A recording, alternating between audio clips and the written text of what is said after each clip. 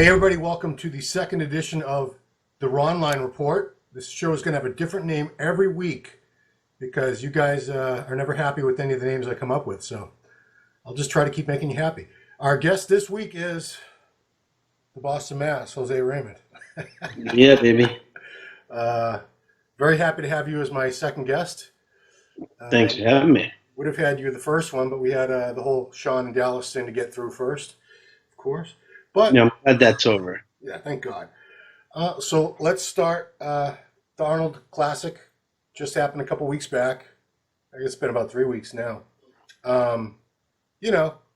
Things didn't go exactly as you planned. I thought you brought a good look. It turned out to be, a showdown between those two, Ahmad and David. Did you see it going that way? I mean, even looking back at it now, do you see it should have gone that way, or do you think it should have been more of a three-way fight? Well, on paper, Ahmad was second at the Olympia, so you knew he was going to be in the mix. David is David. When he's on, he's one of the nastiest dudes on earth. Yeah. And of course, any show I enter, if I'm close to my best, I'm going to be in the mix as well. So, yeah, that's about what it would be. And most people predicted that would be your top three. Yeah. Some people thought Hide would be in there. But, that's how I saw it. It could have gone either way, honestly, if I'm being politically correct. I would have liked to seen David take it because, if you're going to judge two guys that are huge up top and slender down bottom, Yeah. at least one of them had freaky cuts and separation in his legs, which was David. Yeah. And, if they both have crazy backs, one of them was crazy striated and detailed, which was David. Yeah. So, it is what it is. On that day, the judges liked him better, Ahmad. And the guy's a freak. So you can't really argue it. It is what it is. I can't sit here and be like, oh, I should have been second. It's like a beauty pageant girl saying, I'm prettier. It's stupid. You go and you do the best you can, and you got to learn to deal with it. Deal with the results, or don't do it at all. And, I wasn't 100%, so I can't really argue it. Yeah. Some people preferred my more complete look as far as top to bottom. Right. But I wasn't 100%, so I can't argue that. Yeah. And those guys are awesome. So getting beat by two awesome guys is nothing to hang my hat about, I just need to be better. I need to come back drier, harder. And, even though my legs were better than the Olympia, it's still not 100%. I'm still trying to get back where I was. And in order to have that hard, really dry, dense look in your legs, you got to be able to train them.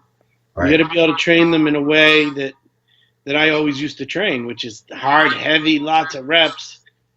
I still couldn't train as heavy as I'd like. So, I have some things to do, some work to do before the Olympia, and to bring my physique to where it needs to be. Well, before we talk about that, let me know, how's that knee doing? Is it 100%? Have you been doing? No, it'll never be 100%. I'm an old man, It's the knee's bone on bone, and they took out a lot of the stuff that was floating around in there, and part of the meniscus that kept locking me up, and causing lots of inflammation. So they fixed that, and I'm definitely better than it was. Yeah. It'll never be 100%. It wouldn't be wise for me to be squatting 500 pounds. But I can squat 315 for, good reps. And hey, Paul DeMeo never squatted more than 315. So that's right. And even towards the end when Jay his legs were still wild, he wasn't squatting over 3-4 plates. Right. It's how you train them. It's how you attack them from different angles and different levels of intensity. I can still make the improvements without killing my knee. Right. The only problem is now, due to that knee, my hip is really agitated. So I've had surgery on my left ankle, surgery on my left knee. It stands to reason my hip is a mess now too. So, but the good thing is once I'm warmed up, I can train. I just train legs now, and I squatted 315 like nothing, no knee wraps, no nothing, Perfect. rock bottom, and it felt great. So I still got more in the tank, and we'll have to see what comes of it. I need to be 1,000,000% my best because there are some young bucks coming up, and it's no longer the Flex Lewis, Jose Raymond, David Henry show. It's you got a Mod, you got David, you got Seth Feroci's coming up, you got this Nicholas Blue kid, Zane you got this Watson. kid Hadi Chupan from Iran who plays second to Rolly. What's that? Oh, I said you also say? I was pretty impressed with that Zane kid from Canada, Zane Watson. Yeah, Zane is awesome. I'm not sure Zane is going to be a top 5 factor at the Olympia yet, just because he's so tall. Yeah. And to really fill out that frame, he would have to be an open guy, really. Yeah. He's about 5'9". I mean, he's Right. tall. But he was awesome. He's an awesome kid. He's still very young, and he put on a hell of a performance. And I was glad I got to spend some time with him because he's a good kid. And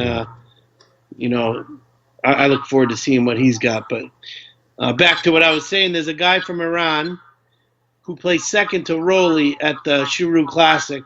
Probably should have beat Rolly. He was that conditioned and that big. I don't think he was 212 at that show, but I believe he is a 212 guy. He's nuts. And you've made some comments lately about how you're planning to streamline your physique for the Olympia. So what does that really mean in terms of how different you want to look, and how do you plan to do that? Well, I need to control my midsection, and that is a huge issue because if you just go by photos online, I could argue I won the freaking show just by photos. Yeah. But it's between the shots where, I can pull a vacuum and hit a front double, and you take a photo, you're like, wow, that looks crazy. Right. Then I take a breath, and I got a 35-inch waist, and it just doesn't look good. I know as a competitor, I have to be honest with myself. I can't be like, that's bullshit. It is what it is. They're judging you in between shots, on your way to the stage, on your way off the stage. And if I can't fix that, this is the shit that's going to keep happening. And I need to really, really make a conscious effort and bring that in. And that's a lot of practice, day in and day out, practice, those abdominal exercises so I can hold it in at all times, even when I'm breathing. And also come in a few pounds lighter. Yeah. I almost won the Phoenix Europa a couple of years ago. Yeah. And people don't know, but my weight was just plummeting. After the Olympia, we went to Korea, then we went to Prague. Yeah. And then we went and came back. By the time I got to Phoenix, I was like 203. Yeah. And I nailed it. I was hard as nails. Everything was there. And everyone's like, "Ooh, you're 215, 218?" Yeah. Because there was no weight limit. But hell no, I wasn't even close. I kept dropping, a pound or two between every show. And, that look was a really good look. And that's kind of more where I need to be. I need to be 204, 205, but hard as a rock. Yeah. Where it doesn't matter. I'm shorter than all those guys, or most of them. And even though, like, what the hell is his name? Ahmad weighed in at 212, he weighs in fully clothed. Okay. He's not 212 on stage. Didn't know that. He's not even close. He's probably 207, something like that. Yeah. Which is huge for someone 5'3", Right.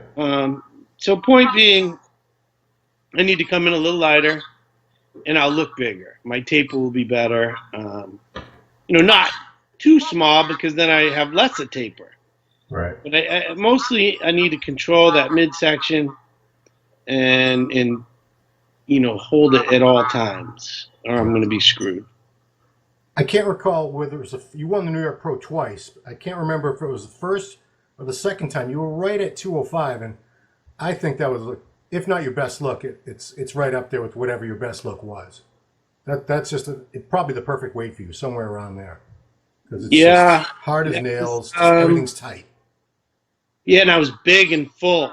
Yeah. It was the second time, right. 2013, when I beat Sammy Al-Haddad. It was the time you had like 2 days' notice to do that show. Right. I was ready. I had intended to compete at the Toronto Pro the week following, so I was ready.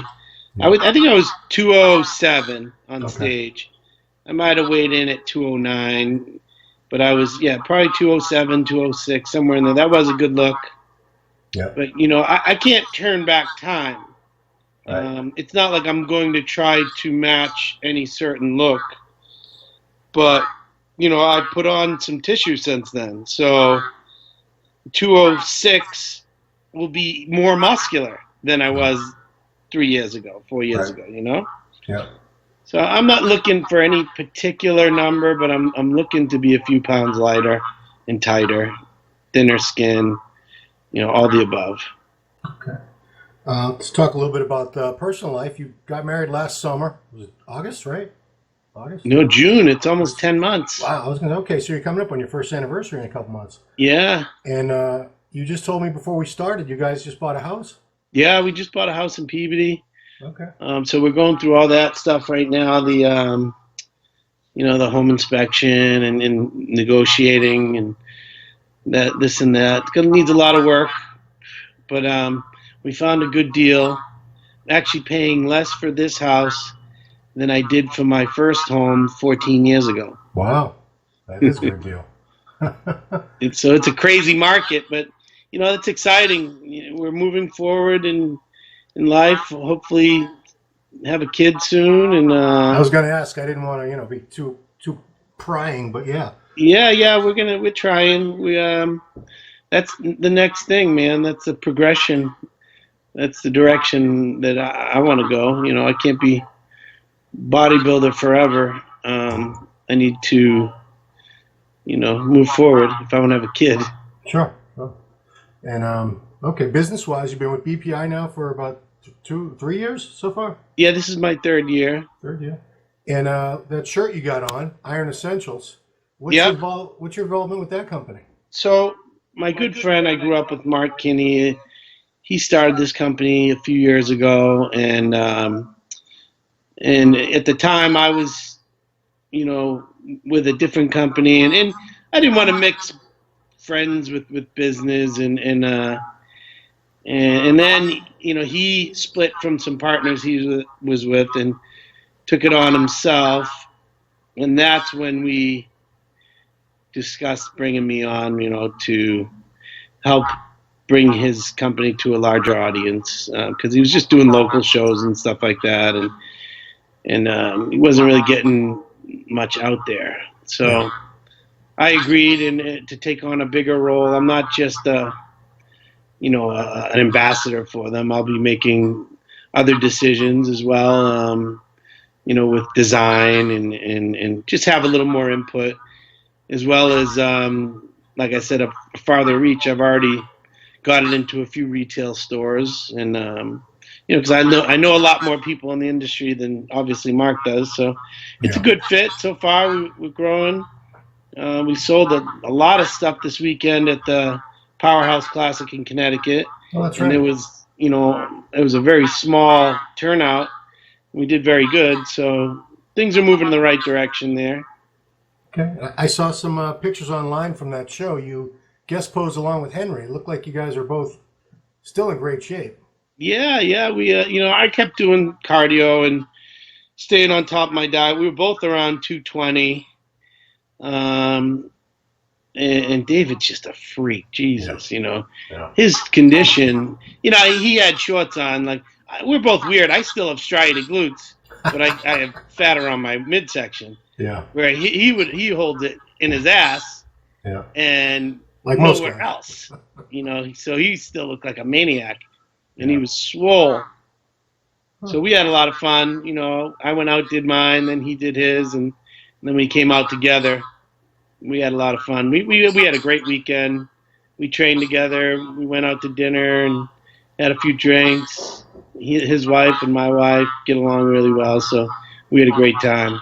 The show was awesome. The Montanari brothers are like amazing, amazing people. So yeah, they are. You know, anything for them, anytime we can go down and support them, we do. And I got to see Evan, a little chat with him. It was funny as hell. Is he on crutches? He brings them, but he really doesn't need them. He can walk on it. Oh, okay. He's healing fast, man, and he looked great. He's happy. He's one of the best people on earth, man. Yeah. I love that kid, and yeah, he's looking good. He's looking good. I'm sure you should have him on soon and let him tell you what's going on. I don't want to spill the beans, but he's got some pretty awesome stuff happening. Cool. I don't want to get too deep into any other bodybuilders because this is all about you. But the whole thing with Dallas and Sean kind of brought up a point that as journalists we have to sort of report the good and the bad, what we see with you guys.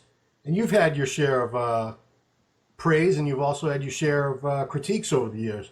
Do you take it personally when someone critiques your physique, or do you realize it's just talking about what a guy's seeing in front of him on stage? Well, listen, it's impossible to not take it personally. This is my body. This is my work of art. This is what I work so hard on every day. And to have someone talk shit is not cool at all.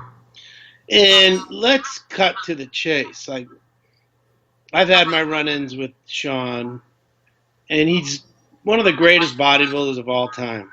Yeah. And he's good at what he does. He's a bright guy. Yeah. But he does have a way with words that come off as disrespectful. Like, he could say it a different way. He could, he could make his point without pissing the person off. And that's it. Maybe he should reevaluate the way he says things. David Bay did play-by-plays and never was overly disrespectful to anyone. You do play-by-plays, and you try to point out the positive of the situation. Yeah. And to Sean, he's like, "Hey, bro, I'm just being honest. I'm not here to make friends. I'm here to be honest." Well, you're definitely not making any friends. There's just a way to do it. Yeah. And he knows how to friggin' twist that knife, and I don't blame Dallas for being pissed off. Yeah. But sometimes the best thing to do with Sean is just fucking ignore him, just ignore it.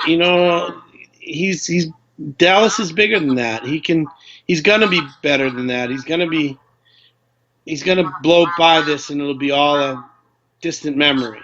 Yeah. But what he did was make it a bigger deal than it had to be, because he responded. And, he's young. He's going to learn from this. Right.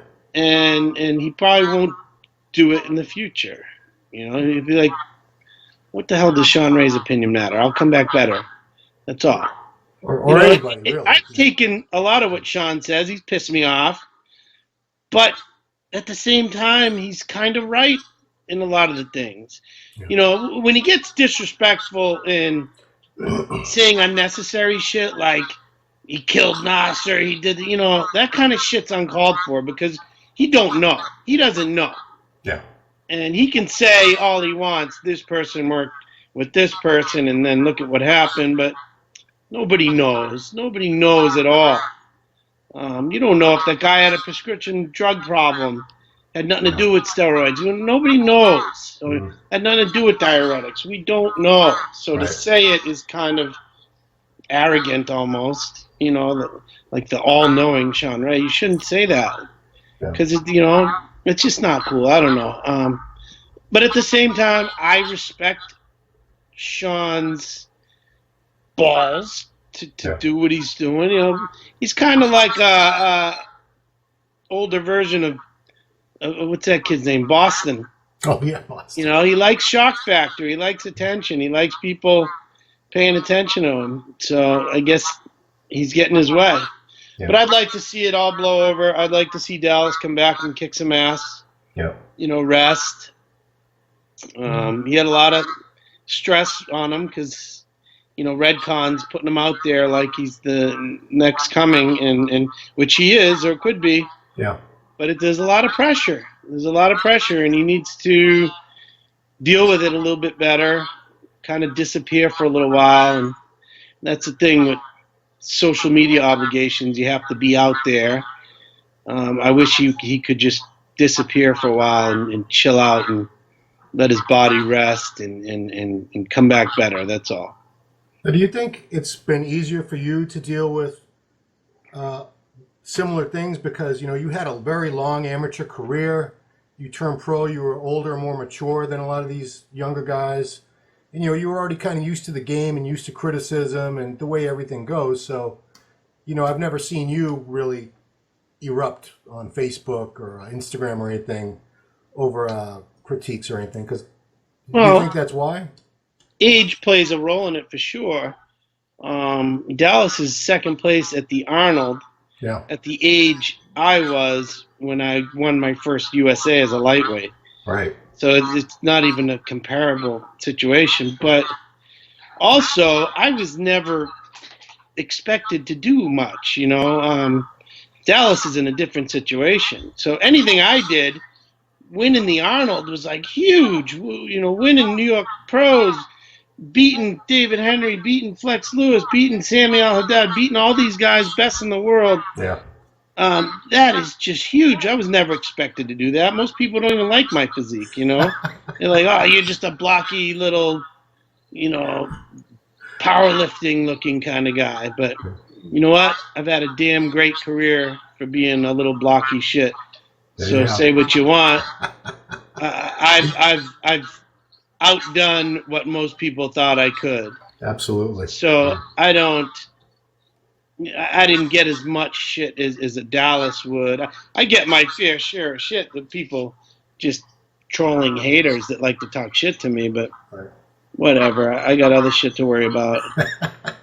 All right. So you shut it down after Arnold, but you're staying in good shape. So obviously, I know you're doing the Olympia, but what happens between now and then? Well, we reevaluate things. And number one, try to heal. I'm still recovering. Try to do some therapy on the hip so I need to be able to train. Yeah. Once you can't train, you can't do this anymore. So I'm going to rest. I've been training and doing cardio and pretty much dieting since the Arnold just to, one, stay in decent shape and, get a little rebound.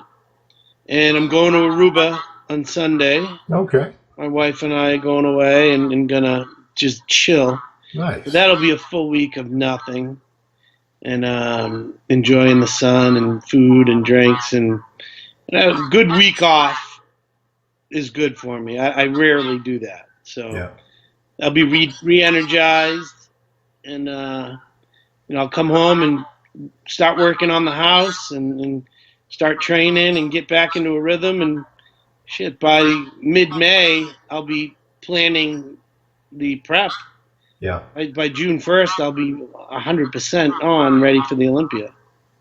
Do you have enough points already from the Arnold, or do you need more? No, I'm qualified. I was third. Oh, I see. It changes all the time, so it's hard for me. Yeah, top 5 are automatically qualified. Okay. Sometimes they make it so that you have to keep doing shows and shows. I haven't had to re-qualify since 2009. Excuse my ignorance. All right, asshole. It shows itself at odd times like this. Yeah, and by the way, yes. You keep saying I have 9 wins. I have 11. 11? How many? 11. 11. Yeah. I keep screwing you out of wins, too. I'm really sick of this shit. I introduced you at that thing in Greater Boston Fitness. I forgot about the Arnold. Yeah. Dude, I'm old. I'm losing it. Yeah, I get it. Me too, man. I'm trying. All right, well, I'm going to have, anytime I write about you, I'm going to make sure I'm going to make a note of this. It's 11 wins. Yeah. Stop fucking Jose over. It's 11. That's right. All right, man. Well, I appreciate you talking with everybody, talking with me, for the world to hear. Wishing you guys the best. Have a great vacation. Good luck with the house. Good luck Thank with making a baby, all that good stuff. So for Jose Raymond and Ron Harris, this has been the Ronline Report.